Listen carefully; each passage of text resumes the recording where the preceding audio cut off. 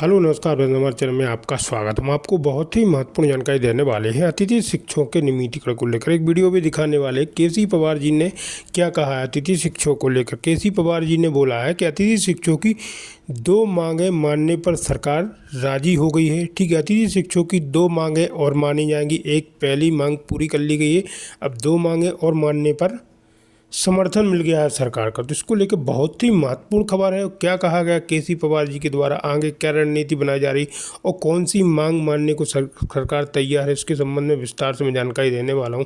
और मध्य प्रदेश के सभी अतिथि शिक्षकों को केसी पवार जी के द्वारा एक सूचना जारी की गई है, जो बहुत ही महत्वपूर्ण सूचना है। मध्य प्रदेश के सभी अतिथि शिक्षकों को इस पर अमल करना है। ठीक है फ्रेंड्स, 2 मांगे कौन सी है वो मैं आगे आपको बताने वाला हूँ।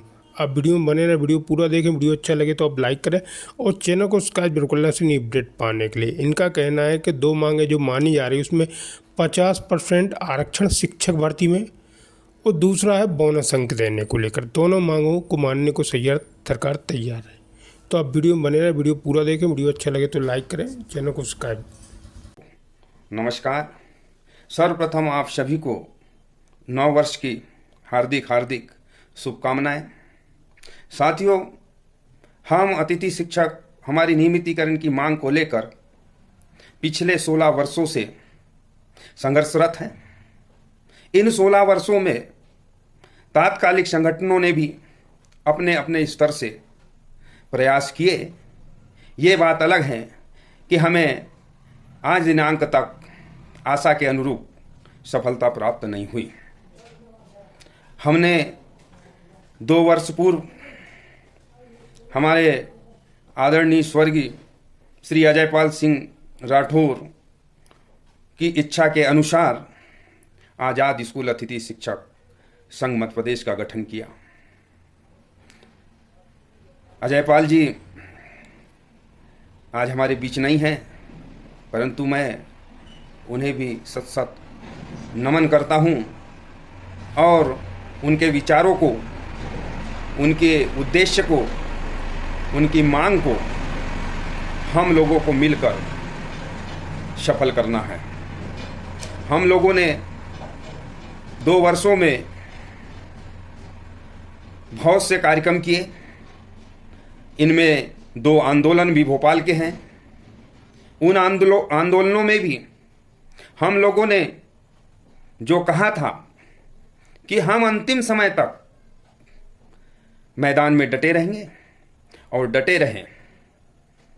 एक आंदोलन में तो हमें गिरफ्तार किया गया, हम लोगों पर एफआईआर की गई और हम लोग जेल में रहे।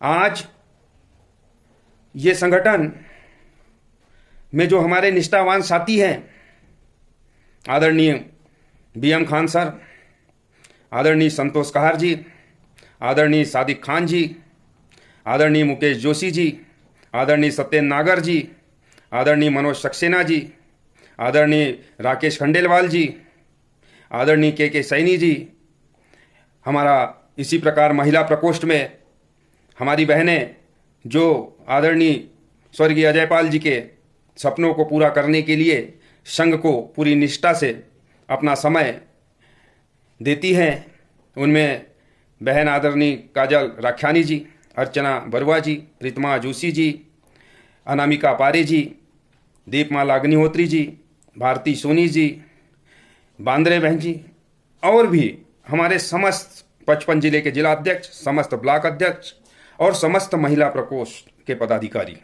और आम अतिथि शिक्षक जो आज़ाद स्कूल अतिथि शिक्षक संघ पर विश्वास रखता है। अब हम वर्तमान स्थिति पर चर्चा करते हैं। वर्तमान स्थिति में हम ये चाह रहे थे कि 2 सितंबर 2023 को आदरणीय शिवराज सिंह चौहान जी ने अतिथि शिक्षक महापंचायत में जो घोषणाएं की है, उन घोषणाएं के आदेश जल्द से जल्द जारी हो ताकि हमारे लोगों का, अतिथि भाई बहनों का भविष्य सुरक्षित हो सके। इसके लिए हम विगत 4 महीने से सतत लगे हुए हैं, परंतु हमें ऐसा लग रहा है कि सरकार केवल हमारी 2 मांगे, जिसमें अतिथि शिक्षकों को शिक्षक भर्ती में 50% आरक्षण व शिक्षक भर्ती में अनुभव के 20 अंक प्रदान करने के आदेश जारी होने वाले हैं, ऐसा हमें सूत्रों से और हमें इन कार्यालयों में जाने पर प्रतीत हुआ। हमने सर्वप्रथम इस बात को उठाया कि माननीय शिवराज सिंह जी ने महापंचायत में घोषणा की थी कि अतिथि शिक्षकों का 1 साल का अनुबंध किया जाएगा और किसी भी अतिथि शिक्षकों को 20 सत्र में नहीं निकाला जाएगा। हमारे लोग संतुष्ट थे कि हमारा 1 साल का अनुबंध है और हमें 20 सत्र में कोई बाहर नहीं निकालेंगे। हम लोग संतुष्ट होकर पूरी निष्ठा से, लगन से शालाओं में अध्यापन कार्य कर रहे थे। इसी बीच 3 अक्टूबर 2023 को एक आदेश आता है कि जहां प्रमोशन या पदोन्नति या ट्रांसफ़र से पद भर जाता है तो वहां अतिथि शिक्षक को कार्य मुक्त किया जाए। हमने 4 तारीख को ही पूरे 52 जिलों में अल्टीमेटम ज्ञापन देने का काम किया। हमने समय निर्धारित किया था और उस समय के 1 घंटे बाद एक नया आदेश लोक शिक्षण संचालनालय से आता है कि अतिथि शिक्षकों को आगामी आदेश तक कार्य मुक्त ना किया जाए। उस आदेश से हमारे भाई बहन सभी संतुष्ट हो गए। हमें ऐसा लगने लगा कि अब हमें 20 सत्र में कोई नहीं निकालेगा। इसी बीच चुनाव आए, चुनाव चले गए, नई सरकार आई और पहले मौखिक रूप से हमारे लोगों को निकालने का अभियान प्रारंभ किया गया साथी। इस बीच हम लगातार शासन प्रशासन के संपर्क में रहे और हमने आग्रह किया कि हमारे साथियों को 20 सत्र से बाहर ना निकाला जाए। हमें आश्वस्त किया गया कि हम अतिथि शिक्षकों का समायोजन करेंगे और कुछ जगह हमारे साथियों का समायोजन भी किया गया, परंतु फिर वीसी के माध्यम से आदेशित किया गया अधिकारियों को कि यदि अतिथि शिक्षकों को कार्य मुक्त नहीं किया गया तो उनका वेतन नहीं निकलेगा। हमारे साथी फिर दुविधा में आए। हम फिर भोपाल गए, शासन प्रशासन के संपर्क में रहे। हमने आवेदन निवेदन किया कि साहब हम 20 सत्र में कहां जाएंगे। हमें स्पष्ट तौर से कुछ नहीं कहा गया। अधिकारियों ने भी उदाहरण देकर हमें समझाने की कोशिश की कि यदि एक चेयर पे एक व्यक्ति बैठ सकता है तो एक ही बैठेगा, 2 लोग कैसे बैठ सकते हैं। तब हमें समझ में आया कि ये एक षड्यंत्र है और हमारे सारे अतिथि शिक्षक भाई और बहनों को एक एक करके बाहर करने का अभियान चलाया जा रहा है। और अब तो वीसी के माध्यम से यह भी कहा गया कि अब अतिथि शिक्षकों को पोर्टल से भी मुक्त किया जाए, पोर्टल से भी उनका नाम हटाया जाए। यानी कुल मिलाकर ये एक बहुत बड़ा षड्यंत्र अतिथि शिक्षकों के साथ होना है। हम अभी विगत 2-3 दिन पूर्व शासन और प्रशासन के लोगों से हमने मुलाकात की। हमने निवेदन किया कि हमारी महापंचायत की घोषणाओं के आदेश जारी किए जाए। तब हमें पता चला और अवगत कराया गया कि आपके 2 आदेश, एक शिक्षक भर्ती परीक्षा में 50% आरक्षण और 20 अंक बोनस के प्रदान किए जाएंगे, और अन्य घोषणाएं जो माननीय मुख्यमंत्री जी ने की थी जिससे अतिथि शिक्षकों का भविष्य सुरक्षित हो सकता है, वो है गुरुजी की तरह विभागीय परीक्षा लेकर अतिथि शिक्षकों को नियमित किया जाए। साथियों, अब ये पूर्णतः स्पष्ट हो चुका है कि सरकार इन दो मांगों, इन दो आदेशों के अलावा सरकार की कुछ करने की मंशा नहीं है और इन दोनों आदेशों से हमारे साथियों को कोई ज्यादा लाभ नहीं मिलने वाला है। यदि हम हमारा भविष्य सुरक्षित करना चाहते हैं तो सरकार द्वारा हमारी परीक्षा आयोजित की जाए। इसके लिए हमें एकजुट होना पड़ेगा और समस्त अतिथि शिक्षकों को भोपाल की धरा पर आकर हमारी ताकत का एहसास सरकार को कराना पड़ेगा। हम लोग पूरी निष्ठा और लगन से अगर हमने इस मध्य प्रदेश के शिक्षा तंत्र को पटरी पर लाने का काम किया है और हमने 15 साल हमारे जीवन के अमूल्य इस विभाग को दिए हैं, तो सरकार का फर्ज बनता है कि हम अतिथि शिक्षकों का भविष्य सुरक्षित करें। परंतु वर्तमान में ऐसा हमें प्रतीत नहीं हो रहा है। इसलिए साथियों, पूरे मध्य प्रदेश के 70,000 अतिथि शिक्षक सभी आपस में विचार करें कि अब हमें एक बार पूरी संख्या के साथ वैधानिक तरीके से शिक्षक की गरिमा को बनाए रखते हुए हमारी शक्ति का प्रदर्शन भोपाल में करना पड़ेगा, ताकि सरकार को ये लगे कि अब अतिथि शिक्षक जाग गया है और अपना हक एवं अधिकार लेकर रहेगा। इसके लिए